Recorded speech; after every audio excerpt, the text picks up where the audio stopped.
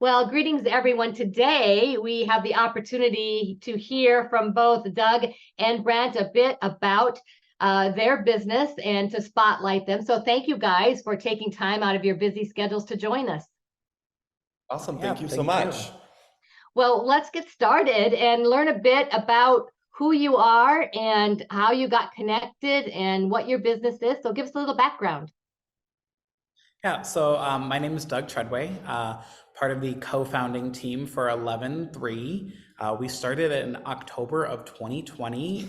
It was meant to be a hobby that turned into a full-blown business with a purpose to start a family. Beautiful, beautiful. So we're a lifestyle brand, and we have we do candles, we do wax melts, car diffusers, room sprays, and we are venturing into more of that home category for all of our products.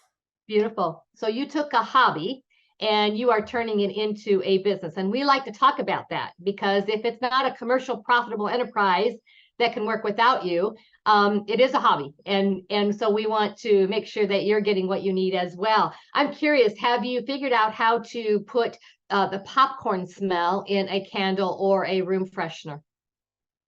Oh, we haven't done popcorn yet. Okay, but all right. banana nut, and that one's dangerous. That's close. That's close. You're onto something. Yeah. You're onto something. So let me ask you, how did the two of you meet? How did you come together with this kind of a hobby and a passion to turn it into a business? Yeah, so we actually got married earlier in 2021. Congratulations. I guess towards the end of 2021. Thank you. And we were, it was COVID project. We were sitting at home. We had kind of started to play with the idea of making products for ourselves for around the home. And then we met with a clinic here to talk about family planning, and we were blown away by the cost. And so it was like, we're turning that into a full-blown business. But how we met was we actually both do hair full-time and met through a lot of mutual people in the hair industry. And it's been crazy, our hair background with working for product companies and education and different trainings we've taken that way have all kind of fed into our business and where we're at now. Like every little avenue from our background is, fully weaved into this brand and growing it. Love it. Love it. So the branding strategy, let's talk about that a little bit. What have you done so far that others might want to learn from? And maybe what have you learned that didn't work so well that you're going to change and modify?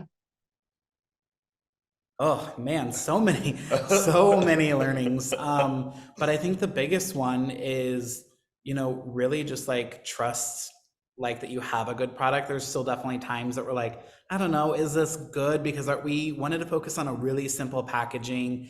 We wanted to have simple ingredients, keep things clean. Whenever we're at a market and we have our candles, they're frosted packaging with a wood lid, super simple, minimal color on the packaging. But the idea is that the product itself stands out, smells up whatever room, environment you're putting it in, instead of having a big flashy product to try and overtake that. So I think it's just, really believing in the products that you're making, because based off of, our fans, our followers, people that are constantly repurchasing, like they enjoy our stuff.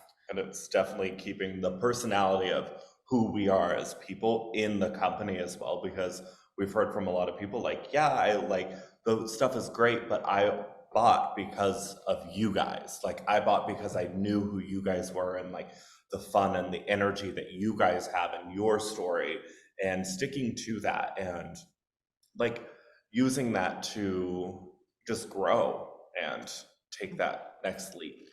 So let's talk about growth. So I heard you say it's the product and your personalities coming out, right? So how do you tap into that personality and make sure that it shows up as part of your growth strategy?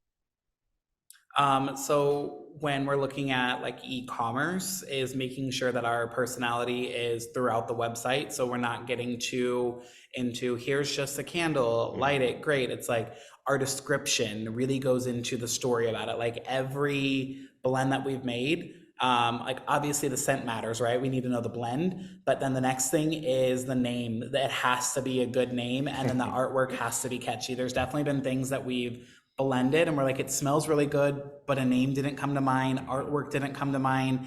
And so it just kind of went to the back burner because all of those elements had to be there and present. So making sure that personality is there in person when we're not, or on virtually when we're not there in person. And then in markets, telling people those stories about how that scent name was created, or some of them being complete accidents, mixing this and hoping it was going to turn out.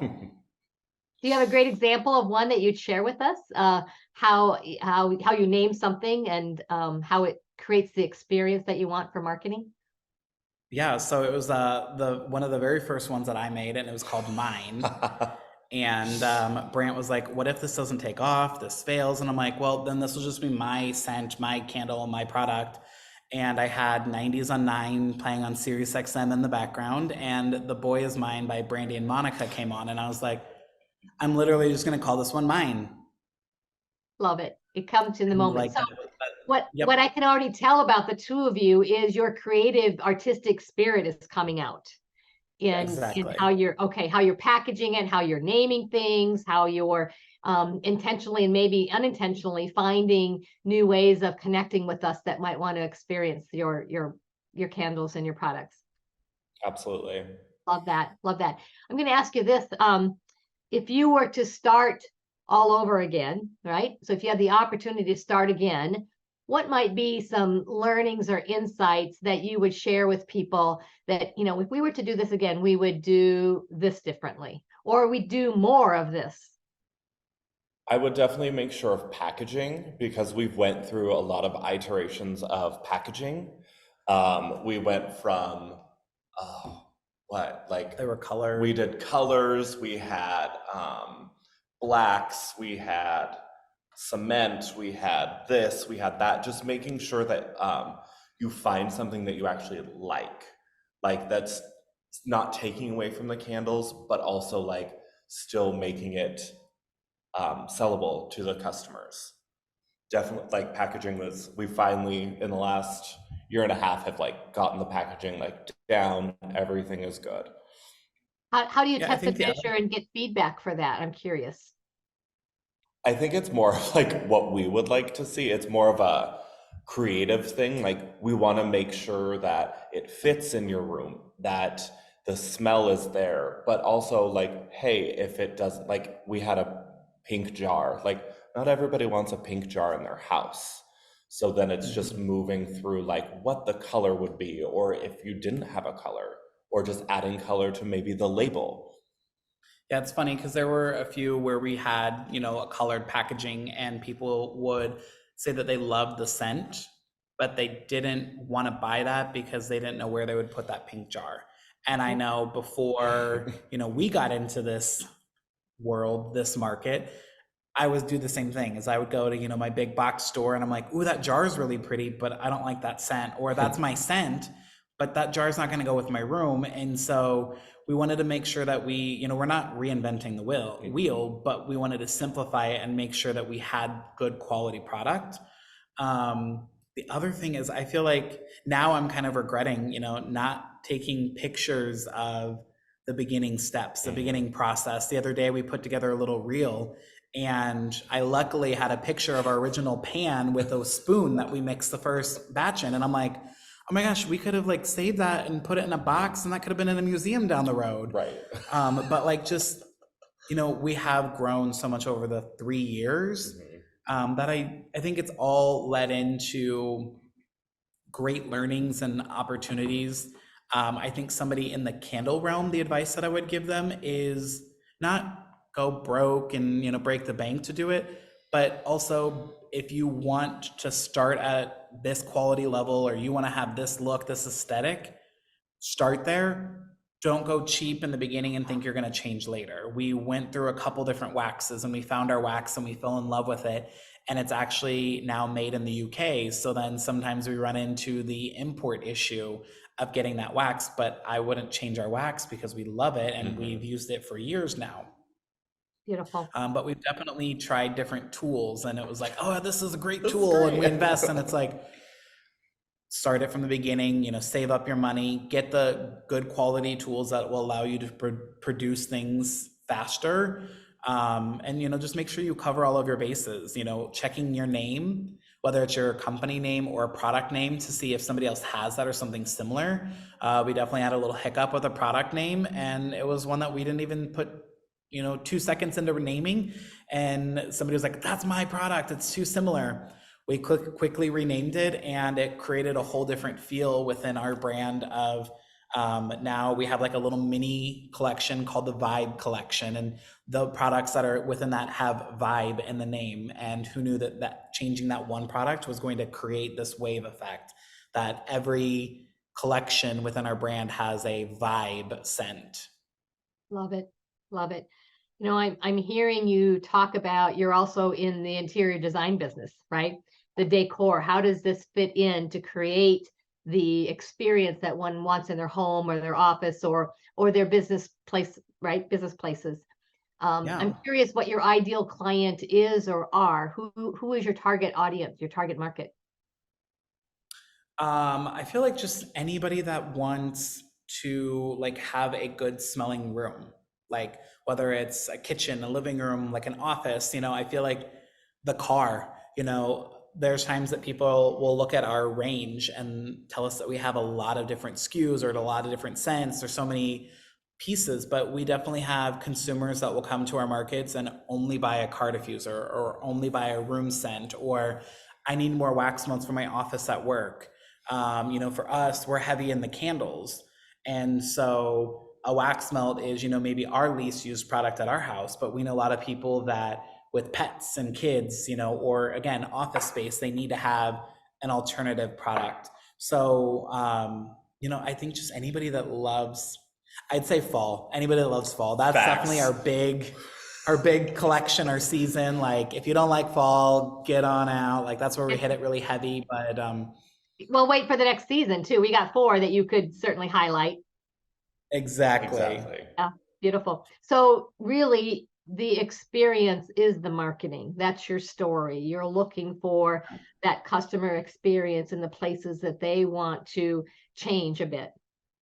Exactly. And we get excited every time somebody buys from us at one market, comes back to another, or brings a friend, a family member, and they're like, oh my gosh, I bought this last time and it smells amazing and it's lasted forever. And it's like, oh, that little, you know, pat on the back, that reassurance that like what we're doing is the right thing and we are, you know, succeeding at this. Yeah, or when you're driving down the interstate and you see one of our car diffusers in somebody's rearview mirror, I'm like, hey, that's mine.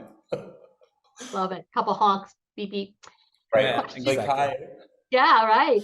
Well, question for you, as you thinking out growing to the next level, and it's the two of you, have you built out team and will you be expanding? What does that look like?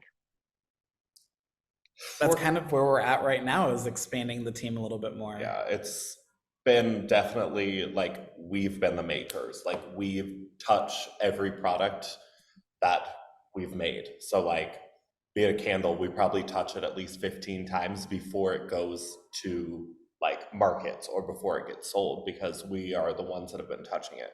So we're trying to find that good medium between people that want to help make or label or do all of that stuff, like back end stuff, to people that want to help us at markets. Like we take at least 15 to 20 totes of products to each market, and unloading that and setting that up is quite the journey. So just growing and seeing where people fit in with that is definitely, and that's one of my strengths, is seeing like, okay, like you're great at this, but not so much at this, so we're going to move you more into this. So just trying to find those people that want to help us on the back end, and like they're not like front facing people, like they're like, let's do the back stuff.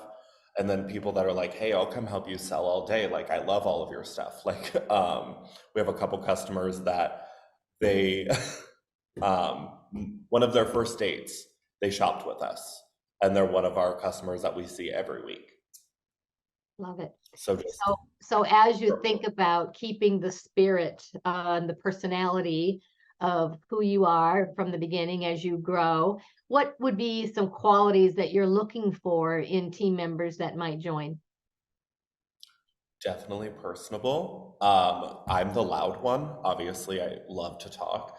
So people that can keep up with me can definitely keep up with like talking to everybody at a market. Like I can have like 5 conversations, and it helps being a hairdresser as well, because I can talk to a client as well as I can listen to what everybody else is saying, so I can make sure if I need to say something, I can.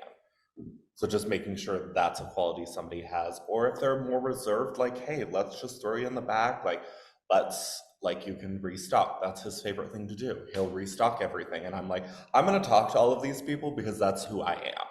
Like, I'll talk to you, I'll talk to your dog, like that's who I am. So finding people that mesh with both of us, definitely one of our friends, Stacy, she's been like the perfect mix between both of us, which has been a blessing. Love it. Love it. We definitely grown over the last few years. We started it in our kitchen, migrated down to our living room and living room, garage, and then a storage unit in there. And now we're in a co-community building to where we can make and store and offer pickup and do deliveries out of here. And then this is where, you know, we will expand our team. But the other really cool thing that we did recently was a survey to figure out, like, out of 10 different personality traits, like what are your top 4 and what are your top 4 strengths? And just like what Brant had said, is Stacy's the perfect balance. You know, my strengths were selling, knowledge, independence, and then Brant was relationships and dictating things and knowledge. And Stacy is that like perfect balance of the two. And so that's almost something that, you know, we've never been bosses, we've never had employees. That as we look into that, like, I definitely want each person to do this survey to really see, you know, where are their strengths, because maybe their strength is knowing when we need to stock something, or being here and they can, you know, whip out a bunch of candles, but talking to people and selling a candle, upselling is maybe not their strong suit. So knowing, you know, exactly where their place is in a team is key to expanding. Absolutely. I'm curious about how you've described how you've grown, and it's been a hobby, so you've loved doing it and consuming. Where are the boundaries, if there are any, between work-life integration? Are they pretty blurred? Are you getting more clarity about when you're working in the business, on the business, and then where's the pleasure part of how you spend your time doing life together? Definitely more clarity now that everything is out of the home. Yes. If anything is being done at home, it's like, all right, we're going to make a label, we're going to do some updating to the website, but there is no equipment left at the house to physically make any product. So when we go home, it is home.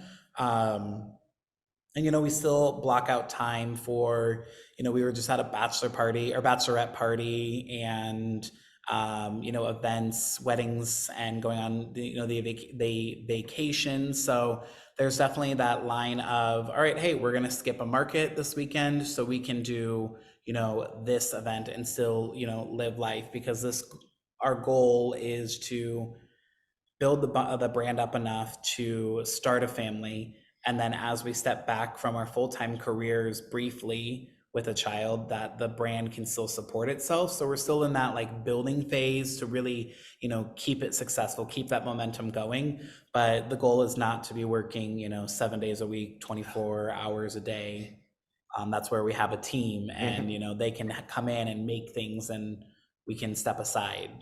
Absolutely. And there's a way to do that. We work with a lot of business owners to do that, and to leave a legacy, you know, passive income, entrepreneurs invest in other things. And there's so much out there for life to explore waiting for us, right? Especially when you're creative, like the two of you. I'm curious about what might be some misconceptions that you've run into about being business owners and actually running a business. Were there any that you've bumped into? I think the biggest one is, you know, always money. People always assume like, oh, you're so rich, you're rolling in so much money.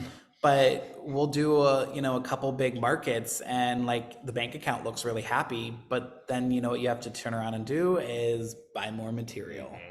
And so, we're definitely growing and, getting to that profitability stage. But like those first few years, you see that money roll in, but you see that money move out just as fast.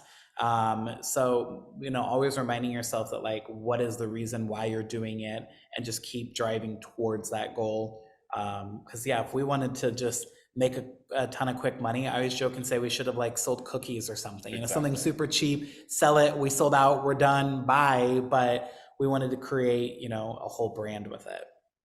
Well, you'll get a kick out of this. This last weekend, my grandkiddos did their first lemonade stand for 2 hours and they made $200. So maybe you can add, there you go, right? It was hot. It was a hot day.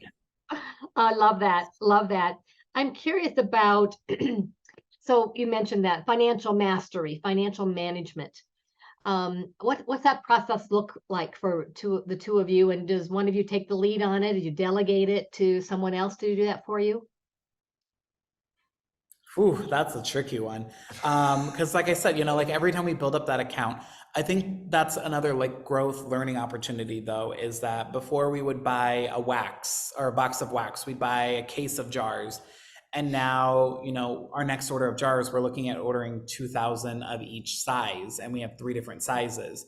Do we need that many jars sitting? No, but then that's going to cut our costs down the road that we're not placing another order. So it's kind of buying things a little bit smarter, buying them in bulk, buying, a pallet of wax at a time instead of 1 or 2 boxes.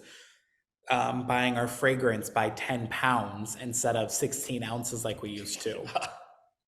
Sure. So it's, really kind of mapping it out and planning it. But Brant definitely drives the more like, we need to stop spending some money, stop ordering.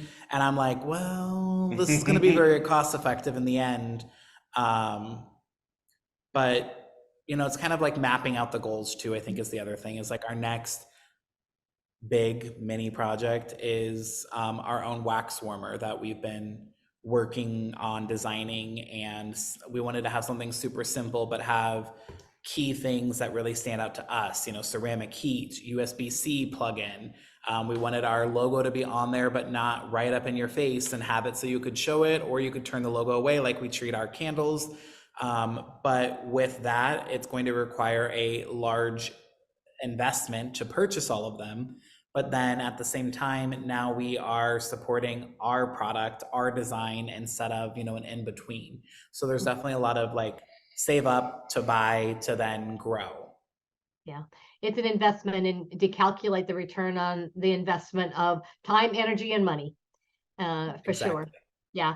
And as you think about your vendor relationships and your vendor partnerships, is there something that you're looking specifically with them, and or is it the quality of product? How do you search that out when you found the wax provider in the UK, for example? Yeah, so the wax was really all about reviews in the beginning, because I would see in a group online, this wax is not good for this, or I used it with this, and there's so many different things, and there's a lot of people that get extra creative and even blend different waxes to create their own. And when I looked into this wax, a lot of the reviews covered the bases that I was worried about. I got a sample of it, fell in love, and then discovered that it was sold and now is produced in the UK, and there's one vendor that carries it here in the US. And so it was like, okay, we're gonna dedicate our time to them, make sure that we can do that. But at the same time, it's, they're playing middleman. So our goal eventually would be to order directly from the company out of the UK, have a relationship with them.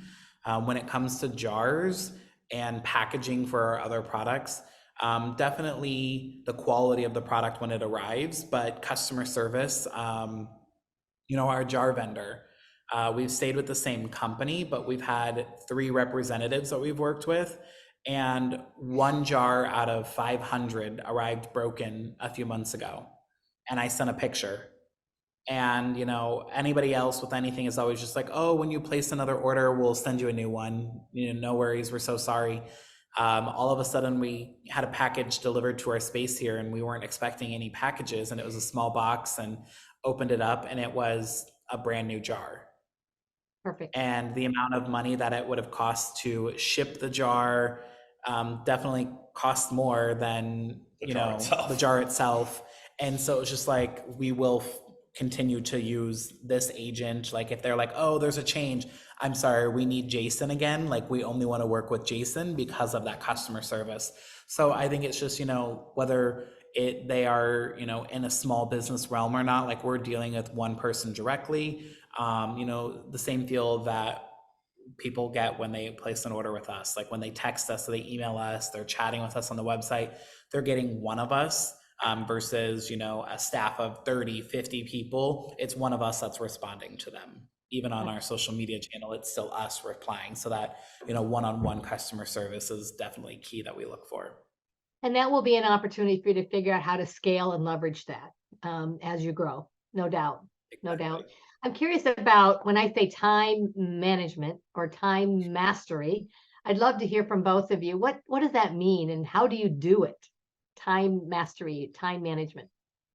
Whew, that's a tough one. Trying to figure out like both of our schedules, because we both still have full-time jobs. We both still are educators for product companies. So it's finding like, oh, hey, like these are the days that I'm working, like let's say behind the chair. So let's say we've recently just started saying Sundays are markets, Mondays are going to be our days where we go refill, we make sure we have everything ready for that next week. And then let's say if we don't work on Tuesdays will come in and just like finish up the little things that we need to finish up, and then we're done. It could be we're here Monday for 6 hours and then 2 hours on Tuesday, and then we're done. And then we still have time at home to hang out with our dogs and catch up on our trash TV, that work-life balance. Mm-hmm.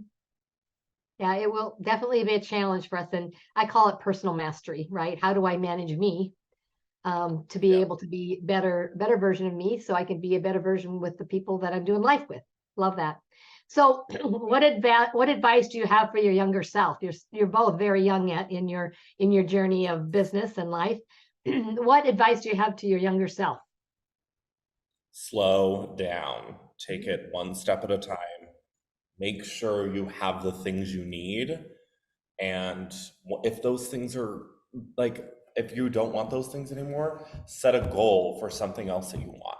Like if we, like with our jars, like we started here, we wanted this. So we just slowly went to that goal, rather than like we're starting from A and we're going all the way to Z very quickly. So just take your time. Be very methodical about the things. Great, thank you. Doug, what would you say?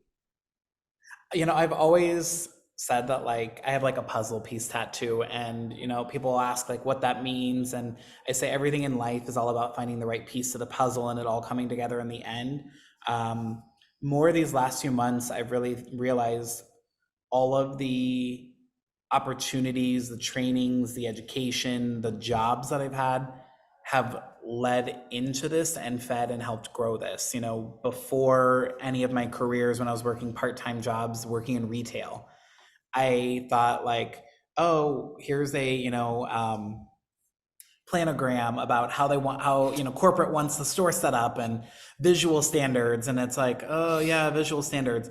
But then now that's me when we do a market, is like, I think about visual standards, everything facing a certain way, everything positioned a certain way. Like our friends, when they're like, I don't know where any of this goes, I ended up making planograms for our farmers markets, and that we do. So like I map out. So it was just like all of these avenues, that all these opportunities that I was given in other careers or other jobs or throughout life, like really feed into growing you as a person and your brand. More recently, there was a social media training here at the building that we have our company in. And I was like, yeah, let's go and take it. And it was amazing. But a lot of the content that was jam-packed in an hour's time frame, I had received from a social media training from Redken that was spread out over 3 days.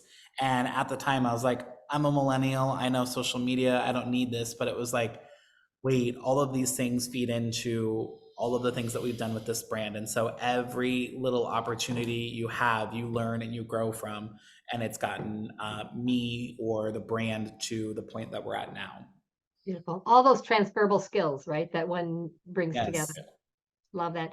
So where do you see yourselves in 5 years, both at a personal and professional space?